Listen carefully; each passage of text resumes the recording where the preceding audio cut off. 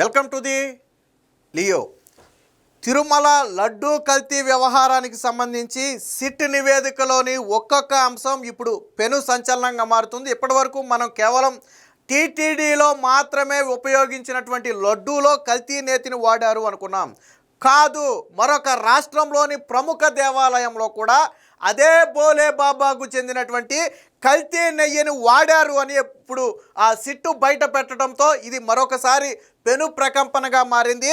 మనకు తెలుసు, శ్రీశైలం భ్రమరాంబ మల్లికార్జున స్వామి ఆ దేవాలయం మనందరికీ తెలుసు, మల్లన్న దేవాలయంగా మనం పిలుచుకుంటాం. సో శ్రీశైలంలో భక్తుల తాకిడి కూడా కొంచెం ఎక్కువగానే ఉంటుంది. అక్కడ రోజుకి యావరేజ్న 1,00,000 లడ్డూలకు పైగా తయారు చేస్తారని చెప్పి అక్కడ దేవస్థానం చెబుతుంది.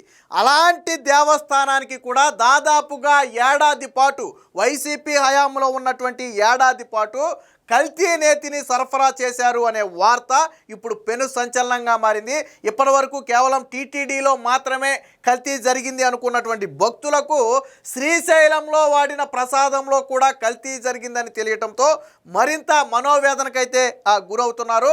అంతకుముందు విజయ డైరీ అంటే అదే దేవస్థానానికి సంబంధించినటువంటి పాలసంఘం ఆధ్వర్యంలో నడిచే విజయ డైరీ ఎప్పుడు వాళ్ళకి నెయ్యి సరఫరా చేస్తుంది. అయితే వైసీపీ వచ్చిన తర్వాత ఏమైందంటే విజయ డైరీకి దేవస్థానానికి కుదరలేదు. ఎందుకు కుదరలేదంటే రేటు విషయంలో కుదరలేదు. సో అంత తక్కువకైతే మేము ఇవ్వలేము అని చెప్పి విజయ డైరీ తేల్చి చెప్పడంతో అదే సమయంలో రాజేష్ కార్పొరేషన్ అని అదే తిరుమలకు చెందినటువంటి ఒక కార్పొరేషన్కు ఆ కాంట్రాక్టు కట్టబెట్టారు. అయితే ఆ కార్పొరేషన్కి ఏమైనా ఆ పాలు సేకరించి వెన్నదీసి నెయ్యి తయారు చేసే సామర్థ్యం ఉందా అంటే ఒక్క చుక్క పాలు కూడా వాళ్ళు సేకరించరు. యాజ్ ఇట్ ఈస్గా బోలే బాబా లాగానే ఒక చుక్క పాలు కూడా సేకరించడు. మరి ఎలా తీసుకొచ్చాడు అంటే అదే తిరుపతికి చెందినటువంటి కొన్ని సంస్థల నుంచి నేతిని తీసుకొచ్చాడు. విషయం ఏంటంటే ఇదే బోలే బాబా తిరుమలలోని కొన్ని ప్రైవేటు డైరీలకు కూడా ఈ కల్తీ నేతిని సరఫరా చేస్తే ఆ కల్తీ నేతిని తక్కువ రేటుకి ఈ రాజేష్ కార్పొరేషను శ్రీశైలానికి సరఫరా చేసింది. అంటే మొత్తంగా రాజేష్ కార్పొరేషన్ ద్వారా ఆ శ్రీశైలం దేవస్థానానికి వచ్చినటువంటి నెయ్యి ఏంటయ్యా అంటే బోలే బాబా నుంచి వచ్చినటువంటి నెయ్యే. టీటీడీకే ఇచ్చినటువంటి నెయ్యినే ఇక్కడ శ్రీశైలం దేవస్థానానికి కూడా వాళ్ళు ఇచ్చారు. దాదాపుగా 3 లక్షల కేజీలకు పైగా నేతినేదో సరఫరా చేసినట్టుగా చెప్తున్నారు ఆ ఏడాది కాలంలో. అంటే బోలేబాబా దగ్గర స్వతంత్రంగా నెయ్యి ఇది లేదు, వాళ్ళకు ఒక చుక్క పాలు లేవు, వాళ్ళు నెయ్యి తయారు చేసే క్యాపబుల్ వాళ్ళకి లేదు. మరి వాళ్ళు నెయ్యి ఎలాగిస్తారు అంటే కెమికల్స్తో తయారు చేసిస్తారు. అదే నేతిని ఇప్పుడు శ్రీశైలం దేవస్థానంలో కూడా వాడారు అని తెలియటంతో భక్తులు మరింత మనోవేదన చెందుతున్నారు. అంటే వైసీపీ హయాంలో పూర్తిగా రాష్ట్రంలోని దేవాలయాలన్నిటినీ కూడా భ్రష్టు పట్టించారు. ప్రసాదాలన్నిటిలో కూడా విషంతో నిండినటువంటి ఈ కెమికల్ నెయ్యిని వాడి హిందువుల మనోభావాలను దెబ్బతీశారు. ఇప్పుడు బయటపడింది కేవలం 2 దేవస్థానాలే. ఇంకా ఎన్ని దేవస్థానాలు ఉన్నాయో ఒక్కొక్కటి బయటకు రావాలి. సిట్ విచారణలోని ఒక్కొక్క పార్టు బయటకు వచ్చే కొంది దీని విషయాలు బయటకు వస్తాయి. సో ఇది ఇప్పుడు పెను సంచలనంగా మారటంతో రాష్ట్ర వ్యాప్తంగా చర్చనీయాంశంగా మారింది. దీనికి సంబంధించిన వార్త వచ్చింది, ఒకసారి చూద్దాం. శ్రీశైలానికి కల్తీ నెయ్యి 2022 మే నుంచి 2023 మార్చి వరకు అదే తంతు. తిరుపతికి చెందిన రాజేష్ కార్పొరేషన్కు కాంట్రాక్టు. అప్పటి వరకు శ్రీశైలానికి విజయ డైరీ నెయ్యి, రాజేష్ కార్పొరేషన్ పంపింది బోలే బాబా నెయ్యి. టీటీడీ వ్యవహారంలో దీన్ని గుర్తించిన సిట్టు, అంటే ఈ టీటీడీ లడ్డూ వ్యవహారాన్ని విచారిస్తున్నటువంటి సిట్టు కొన్ని లింకులు లాగినప్పుడు ఏం దొరికిందంటే ఇక్కడ టీటీడీకే కాదు రాష్ట్రంలోని మరికొన్ని దేవస్థానాలకు కూడా ఈ బోలే బాబా నెయ్యి సరఫరా అయిందని తెలిసింది. దేనికి సరఫరా అయిందని ఆరా తీయగా తెలిసింది ఏంటంటే శ్రీశైలం దేవస్థానానికి సరఫరా అయ్యింది. ఎవరి ద్వారా సరఫరా అయిందంటే రాజేష్ అనే ఒక కార్పొరేషన్ ద్వారా సరఫరా అయింది. రాజేష్ కార్పొరేషన్కి నెయ్యి ఎక్కడి నుంచి వచ్చింది? బోలే బాబా నుంచి వచ్చింది. సో ఇది కూడా సిట్టే చెప్పింది. టీటీడీలోనే కాదు శ్రీశైలంలో కూడా నెయ్యి కల్తీ జరిగింది. దాదాపుగా 11 నెలల పాటు సరఫరా చేసినటువంటి నెయ్యి మొత్తం కూడా కల్తీ నెయ్యిగానే ఆ సిట్ అధికారులు అయితే గుర్తించారు. వైకాపా హయాంలో తిరుమలతో పాటు శ్రీశైలంలోని భ్రమరాంబ మల్లికార్జున స్వామి దేవస్థానానికి కల్తీ నెయ్యి సరఫరా జరిగినట్టుగా వెల్లడైంది.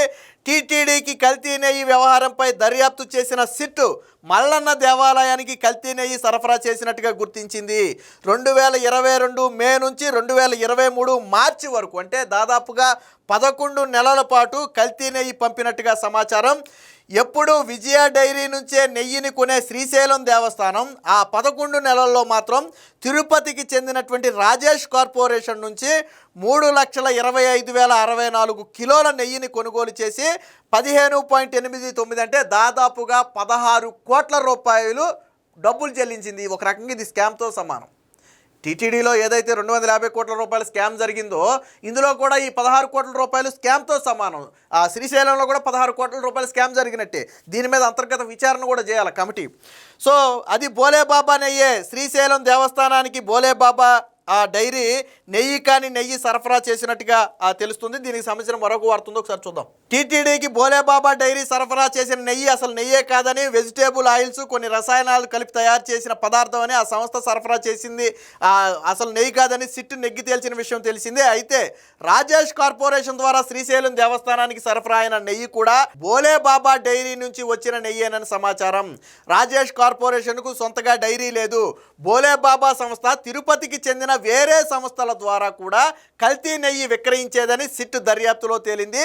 ఈ రాజేష్ కార్పొరేషన్ ఆ సంస్థల నుంచి కొని శ్రీశైలం దేవస్థానానికి సరఫరా చేసినట్టుగా అనుమానం. అంటే బోలేబాబా డైరీ తిరుమలలోని కొన్ని సంస్థలకు ఆ కల్తీ నేతిని సరఫరా చేస్తే ఈ రాజేష్ ఏం చేశాడంటే అదే కల్తీ నేతిని ఆ సంస్థల నుంచి కొనుగోలు చేసి శ్రీశైలం దేవస్థానానికి ఇచ్చాడు. అంటే మొత్తంగా తిరుమలలో వాడిన లడ్డూలో వాడిన ఏదైతే కల్తీ నెయ్యి ఉందో ఈ 11 నెలల పాటు శ్రీశైలం లడ్డూలో వాడింది కూడా అదే కల్తీ నెయ్యి. అది సిట్ అయితే కుండ బద్దలు కొట్టింది.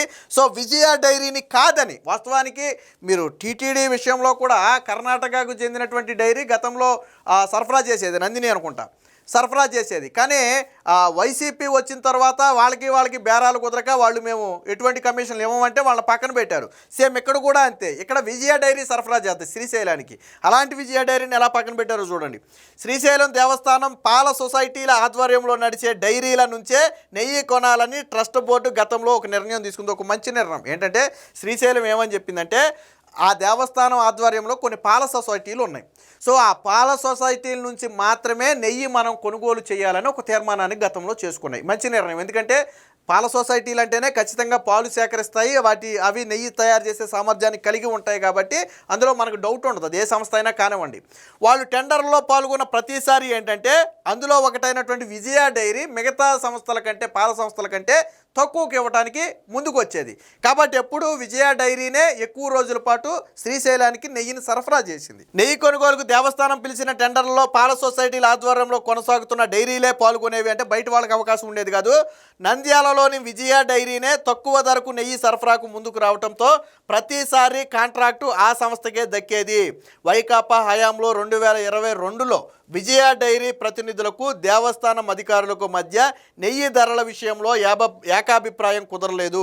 ధర తగ్గించాలని దేవస్థానం అధికారులు ఒత్తిడి తేవటంతో అంత తక్కువ ధరకు మేము ఇవ్వలేమని విజయ డైరీ తేల్చి చెప్పింది.